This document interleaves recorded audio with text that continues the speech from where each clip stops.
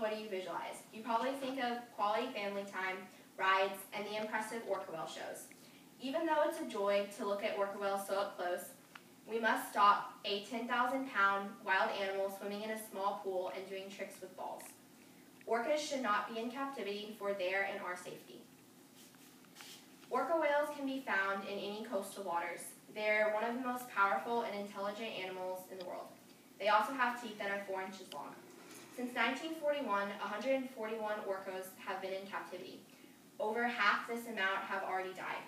In the wild, an orca can live up to 50 to 80 years.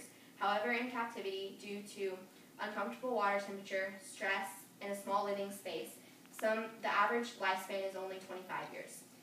Orcas can be brought to any SeaWorld in Texas and in Florida and any other marine wild park throughout in the world. Orcas are captured for individual profit, and they are also captured for hunting purposes. And they are brought to SeaWorld and other marine parks since they're so popular and because the public demand to see them, and also since they bring in million-dollar profits due to their shows. However, there's been a lot of problems with whales being in captivity. For example, whales in captivity have a very short lifespan. In the wild, a male can live up to 8 years. However, in captivity, a lot of male orca whales are only living 10 years. They also have a collapsed dorsal fin after they've performed so many times. In the wild, their dorsal fin is straight up, and in captivity, it'll lean to one side. And this is because it's exposed to air and it's out of water for such long periods of time.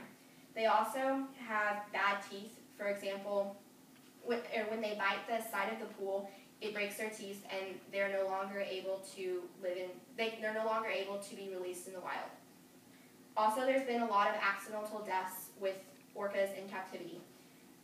But the whales don't do this on purpose. It's just because they're so big, and when they get stressed, sometimes they act out. For example, a whale tyclone drowned its trainer. It was then forced to move to another location, and it had to perform so many shows that it had developed a stomach ulcer, and it was forced to reproduce with another whale. This isn't a way that whales should be treated. They shouldn't be isolated from other whales or isolated from people. There's also been numerous fights with whales that are in the same space. It's impossible, despite SeaWorld trying, it's impossible to create a national ocean environment. They also don't have the family groups that they're usually inclined to swim with, and this makes them kind of depressed. Captivity has already affected lots of whales, but we can do something to stop it.